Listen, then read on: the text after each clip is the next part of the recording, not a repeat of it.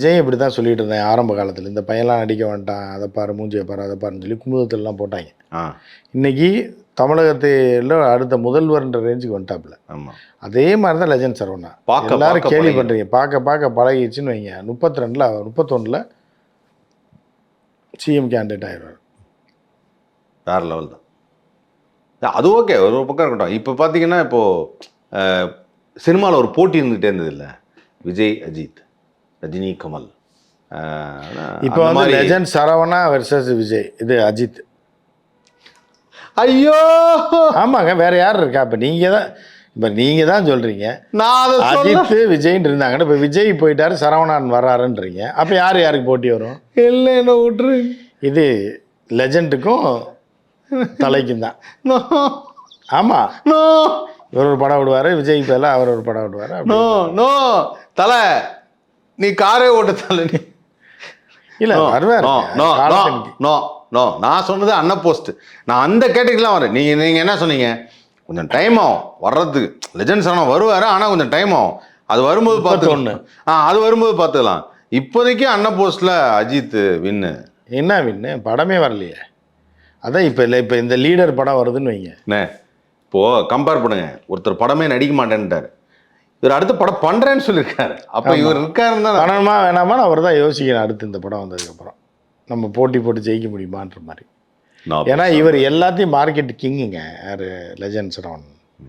எல்லாத்தையும் மார்க்கெட் பண்ணி எல்லாம் நகை கடை வச்சிட்டாரு, இப்போ துணி கடை வச்சிட்டாரு, எல்லாமே வச்சிட்டாரு. அது வேணா மார்க்கெட்டிங் கிங்கு. டப்புன்னு இந்த படத்தை ஏதோ ஒரு ரேட்டை போட்டு வித்துட்டாரு, ஓடிடுச்சுன்னு வைங்க. யாராக இருந்தால் என்ன, அவர் ஸ்டார் தான். புரியுதா உங்களுக்கு? ஃபர்ஸ்ட் படத்தில் யார்? நயன்தாரா நடிக்கலைன்னு நினைக்கிறேன். நயன்தாரா இல்லை, யார் நடிச்சது? நிறைய ஆர்டிஸ்ட் நடிச்சாங்கல்ல. இப்போ இந்த படத்தில் எல்லாம் மாடல்ஸ் தான். இந்த படத்தில் யார் ஹீரோயின் தெரியலையே. அதை பாருங்கள் நீங்கள், பாம்பே ஹீரோயினாக தான் இருக்கும். அப்படி இருக்கும்போது நீங்கள் வந்து இன்டர்நேஷ்னல் மார்க்கெட்டுக்குள்ளே போயிடுவார் அவர். புரியுதா உங்களுக்கு? ஆல் ஓவர் இந்தியா இப்போ எதிர்பார்ப்பாங்க. ஆமாம், இப்போ உங்களுக்கு தான் லெஜண்ட் சரவணன் தெரியும், லோக்கலில் கடை வச்சுருக்காரு 10 மாடியில். சைனாக்காரனுக்கு தெரியுமா? திடீர்னு பிடிச்சி போயிடுச்சுன்னு வைங்க. ஆனால் அது கரெக்டு தான், அது கரெக்டு தான். பிடிச்சி போச்சுன்னா அப்புறம் அந்த ஒரு ஸ்டார் தான்.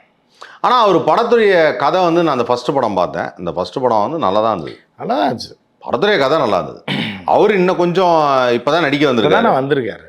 இன்னும் கொஞ்சம் அடுத்தடுத்து டெவலப் ஆகிட்டார். ஆக்சுவலாக இப்போ இருக்கிற அந்த கெட்டப் இருக்குல்ல லீடரில், தாடியெல்லாம் வச்சுட்டு அது கொஞ்சம் நல்லா இருந்தது. அதான் லீடர் ஆகிறாரு அப்போ தான். அது கொஞ்சம் நல்லா இருந்தது. ஃபஸ்ட்டு படத்தை விட இது நல்லா இருந்தது. ஃபஸ்ட்டு படத்தில் ரொம்ப ஒரு மாதிரி கிளீஷேவாக அந்த மாதிரி இருந்தது. இப்போ இது நல்லா. அவரோட தொழில் வேறங்க. சுடிதார், உள்பாவாடா அந்த மாதிரி ஒரு இதில் இருந்தவர் அவர். புரியுது? அவர் உள்ளே போனாரெல்லாம் அதுக்குள்ளே பூந்து தான் போகணும். பேண்ட்டு, சட்டை, ஜிப்பா, இதுக்குள்ளே பூந்து தான் அவர் ரூமுக்கே போகணும். இப்படி இருந்தவர் நடிக்க வராரு அப்படிங்கும்போது அவருக்கு கொஞ்சம் டைம் கொடுக்கணும் நம்மளால். ஆனால் அதுக்கான உண்மை டைம் வருவார். உடனே முதல் அவர் கமலஹாசன் ஆயிடுவார், அப்படி நடிச்சிடுவாருன்னு சொல்ல முடியாது. சரி, ஆனால் அவரும் வருவார். நான் சொல்கிறேன், எழுதி வச்சுங்க. 2031 ஒரு ஸ்டார். நீங்கள் வர வந்து ஜோசியர் மாதிரி 2020. ஏன்னா இப்போ நீங்கள் பயங்கரமாக கணிக்கிறீங்க. இல்லை, 31 அவர் வராரு எலெக்ஷனுக்கு. வாய்ப்பு இருக்குது. வாய்ப்பு இருக்குது. அவர் வருவாருன்னு சொல்ல முடியாது. டப்புன்னு இப்போ இந்த லீடர் ஹிட் ஆயிடுச்சுன்னா, இப்போ இது வரல, பினநாயகன் வரல, நான் வந்து கதை அதே கதை. நான் 100% சொல்கிறேன். இவருடைய ஃபர்ஸ்ட் படத்தை நான் ஃபர்ஸ்ட் டே ஃபர்ஸ்ட் ஷோவே பார்த்தேன். நான் பார்த்துட்டேன். காலைல 6 மணிக்கு போய் ஃபர்ஸ்ட் டே ஃபர்ஸ்ட் ஷோ வந்து பார்த்தேன். எங்கே? பாடி ஜங்ஷனில் போய் பார்த்தேன். சரிங்களா? அதே போல் இவருக்கு இந்த படமும் நான் ஃபர்ஸ்ட் டே போய் பார்ப்பேன். ஏன்னா எனக்கு ஒரு எக்ஸ்பெக்டேஷன் இருக்குது. ஏன்னா இவர் அந்த படத்துலேயும் வந்து என்னென்னா ஒரு என்ன சொல்கிறதுன்னா, இந்த ஃபிலிமோட ரிதம்னு ஒன்று இருக்கும்ல, போர் அடிக்காமல் போகிறதுன்னு, அது வந்து சூப்பராக போச்சு. அப்போ கண்டிப்பாக வந்து இந்த படமும் அந்த எக்ஸ்பெக்டேஷனை இருக்கு. அது போட்டு நல்லா வசூலாச்சுங்க. ஆனால் ரொம்ப செலவு இழுத்து விட்டாங்க. இந்த படம் கரெக்டாக பண்ணியிருப்பாங்க. 3வது படம்லாம் பாருங்களேன், வெறும் 50 லட்ச ரூபாவில் எடுத்து முடிச்சுடுவார். கடையிலே வச்சு முடிச்சுடுவார். 2nd ஃப்ளோரில் லவ் சாங் ஒன்று, 3rd ஃப்ளோரில் ஒன்று வச்சு சிம்பிளாக இல்லை, அவங்க டெக்னிக். அது குறைந்த செலவில் நிறைந்த இது கொடுக்குறது, நிறைய ஆஃபர்ஸ் கொடுக்குறதுன்ற மாதிரி. குறைந்த விலை நிறைந்த தரம் மாதிரி சொல்கிறீங்க. ஆமாம், அப்படி தான். இதே மாதிரி தான் இந்த படம் இருக்கும். இப்போ 3வது படம் பாருங்கள், இப்போ லீடர் இருக்குல்ல. ஆனால் இவர் செய்கிறதுக்கு வாய்ப்பு இருக்குண்ணே. ஆமாம், ஏன்னா அவர்கிட்டே ஒரு 10 பிரான்ச், அவரோடது எல்லாமே செட்டிங்ஸ் போட்ட மாதிரி தான் வச்சுருக்காரு. புரியுதா? அதுலேயே ஒவ்வொரு ஃப்ளோரில் ஒரு சாங் எடுத்துடலாம். மொட்டை மாடியில் ஒரு சாங்கு, ஃபுட் கோர்ட்டில் ஒரு சாங்கு, அதில் ஒரு சாங்கு, ஒரு ஹீரோயின் வர்ற மாதிரி, ஃபுட் கோர்ட்டில் மீட் பண்ணுற மாதிரி. புரியுதா? அப்படியே போய் அந்த பொண்ணுக்கு சுடிதார் எடுத்து கொடுக்குற மாதிரி, அதுக்கப்புறம் அப்படி கீழே இறங்கி வந்தோடனே பொம்மைகள் வாங்கி கொடுக்குற மாதிரி ஒரு சாங்கை முடிச்சிடலாங்க மாண்டேஜ்லேயே. உண்மையிலே இது ரொம்ப பெரிய விஷயம். செலவே இல்லாமல் முடிச்சுடுவார். பெரிய விஷயம் என்னன்னா இது எப்படி மெயின்டைன் பண்ணுறாருன்னு தெரியல. ஆக்சுவலாக வந்து பிஸ்னஸ் நல்லா போயிட்டுருக்கு. இன்றைக்கும் வந்து நான் வந்து ஓப்பனாக ஒரு விஷயத்தை ஒத்துப்பேன். அன்றைக்கெல்லாம் நாங்கள் காலேஜ் படிச்சுட்டு இருக்கும்போது 50 ரூபாய்க்கு சட்டை வாங்கணும். எங்களுக்கு கிடைச்ச ஒரே கடை சரவணா ஸ்டோர்ஸ். ஆமாம், நேராக வந்து வாங்குவோம். ஏங்க தீபாவளிக்கு மதுரையிலேருந்து ட்ரெயினில் ஏறி வந்து வாங்கி அதெல்லாம் வந்து மறுக்க முடியாத உண்மை. அவரோட உழைப்பு உண்மையிலேயே மிகப்பெரிய உழைப்பு. அதே இது சினிமாவில் அவர் வருவார்னு நான் சொல்ல வரேன். நீ என்னைய பொறுத்தளவுக்கு விஜயா சரவணனான்னு கேட்டிங்கன்னா நான் சரவணன் தான் உழைப்பாளி. அது 100%. ஆமாம், இவர் தான் எனக்கு பிடிக்கும் ஒரு நடிகராகவும். அவர் வந்தார்னா சொல்ல போனால் இவர் அரசியலுக்கு வந்தார்னா நல்லா இருக்கு. ஏன்னா இவருக்கு வந்து வியாபார அனுபவம் இருக்குது, மக்களை படித்தவர். எவனுக்கு எந்த சட்டை பிடிக்கும், எவனுக்கு எந்த பேண்ட் பிடிக்கும், யாருக்கு எந்த சுடிதார் பிடிக்கும், அதை எந்த ரேட்டு ஃபிக்ஸ் பண்ணணும் அப்படின்ற மக்கள் பல்ஸை படித்தவர். ஆமாம், இவர் இல்லை மக்களுடைய அன்றாட வாழ்க்கையை பற்றி அவருக்கு தெரியும் இல்லை. அவருக்கு ஓரளவுக்கு வந்து ஸ்டடிட் அதில் வந்து கரெக்டாக இருக்கார். அப்போ லெஜண்ட் வந்து நீங்கள் சொன்ன மாதிரி விஜயோட அதே மாதிரி இதுக்கெல்லாம் ஆயுத பூஜைக்கெல்லாம் ஆட்டோ ஸ்டாண்டுக்கு போய் பூஜை போடுவாருங்க. ஆமாம், இவ்வளோ பெரிய கூட்டிட்டு அந்த ஆட்டோ ஸ்டாண்டில் கூப்பிடுவாங்க. பெரிய அளவில் ஃபண்டிங் பண்ணி 100 ஆட்டோ நிறுத்தி பூஜை. விஜய் என்னைக்காவது அவங்க தெருவில் உள்ள ஆட்டோ ஸ்டாண்டுக்காரருக்கே இப்போ பார்த்துருக்கீங்களான்னு இல்லை அது பண்ணதில்லை. ஆனால் உண்மையிலே நீங்கள் சொல்கிறது வந்து எனக்கு ரொம்ப எனர்ஜியாக இருக்குது. ஏன்னா அந்த 2031 நான் என்ன எதிர்பார்க்குறதுன்னா லெஜண்ட் சரவணா ஸ்டோர்ஸ் மக்களை புரிந்து கொண்டு மக்களுடைய பணிகள்லாம் கலந்து அவர் நிறைய அதாவது இந்த அன்றாட தொழில் செய்கிறாங்க இல்லையா, அவங்கெல்லாம் போய் நேரில் சந்தித்து அவங்களுக்கு வேண்டியது இதெல்லாம் செஞ்சு கொடுத்தாரு. முதல் படம் நடித்தப்பே அதெல்லாம் நிறையா செஞ்சார். இந்த ஆட்டோவுக்கு அதே மாதிரி வந்து போய் அவர் வந்து சரஸ்வதி பூஜை ஆட்டோலாம் ஓட்டியிருக்காருங்க. ஆட்டோ ஓட்டி நான் ஓட்டுறேன் அப்படின்னு சொல்லி. ஆனால் விஜய் இதை பண்ணல. மக்கள் பல்ஸ் தெரிஞ்சவர், அதனால் அவர் வரட்டும். அப்போ வந்து தகுதியான ஒரு மனிதராக இருக்கார். ஆமாம், அரசியலுக்கு வர தகுதியான. என்ன படம் நடிக்கிறது முன்ன பின்னா இருக்கும், ஆனால் அது வந்து எப்படியும் சரியாயிடும். ஆமாம், எப்படியும் 2-3 படத்தில் டான்ஸ் விஜய் மாதிரி அவருக்கு ஆட தெரியாது.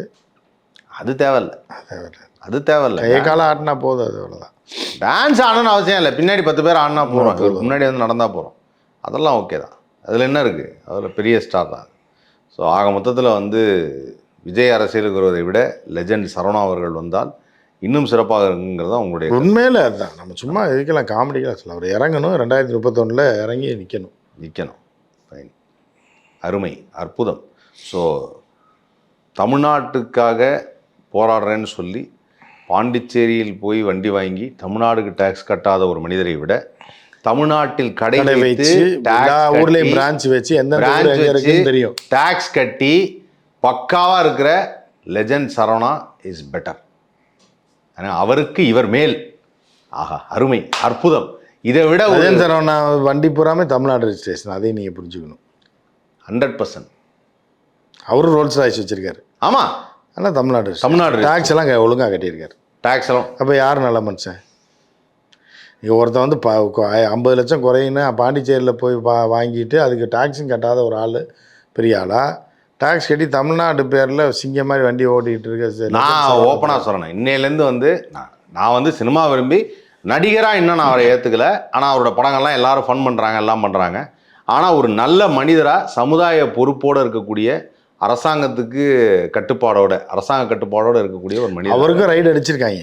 ஆனால் பேமெண்ட் கட்டிருக்காரு, கரெக்டாக கட்டியிருக்காரு. கோர்ட்டுக்கெல்லாம் போக மாட்டார், அதெல்லாம் போக மாட்டார். எவ்வளோ போடுறீங்கன்னாச்சு அப்படின்னா ஒரு 50 கோடி போட்டிருக்கேனாச்சு, என்னாச்சு கூட போட்டிருக்கீங்கன்னு. இல்லைனாச்சு ரைடு வர வேண்டியது இருக்கும் ஒன்றுமே. வந்து ரைடு அடிச்சு எல்லாம் வசூல் பண்ணி என்னாச்சு 70 கோடி வரைக்கும் கணக்கு காட்டாமல் இருக்கீங்க அப்படின்னு. சரி என்னாச்சு போடுங்க, பில்லை எடுத்துங்க, கட்டிடுறேன், அவ்வளோதான், முடிஞ்சிடும். ஆனால் அது மாதிரி இல்லை, நான் 1 கோடி கட்ட மாட்டேன், 50 லட்சம் கட்ட மாட்டேன், கோர்ட்டுக்கு போகிறேன் அப்படின்னா அவர் போனதே கிடையாது. அவர் மேலே ஒரு மதிப்பு கூடுது இருக்குது. அதே நேரம் இன்கம் டேக்ஸ்காரங்க வந்தாங்கன்னா நீங்கள் எப்போ வேணாலும் வந்துட்டு அவங்க வரமாட்டாங்க. எப்போ அவங்க வந்து வேறு லெவலில் காசு வாங்கி பெரிய இதில் எடுப்பாங்க. அது சுடிதால் 40,000 20,000 10,000 எடுப்பாங்க. இருந்தாலும் எப்போ வேணாலும் வந்து எடுத்துக்கங்க. பட் பரவாயில்ல, நீங்கள் சொன்ன மாதிரி வந்து நான் அடுத்து அவர் தான் எதிர்பார்க்குறேன். ஸோ வருங்காலத்தில் நாம் எதிர்பார்ப்பது த லெஜண்ட். நன்றிண்ணே. The leader. No, the leader. Legend பழசு, லீடர் தான் புதுசு. The legend, the leader. அவ்வளோதான்.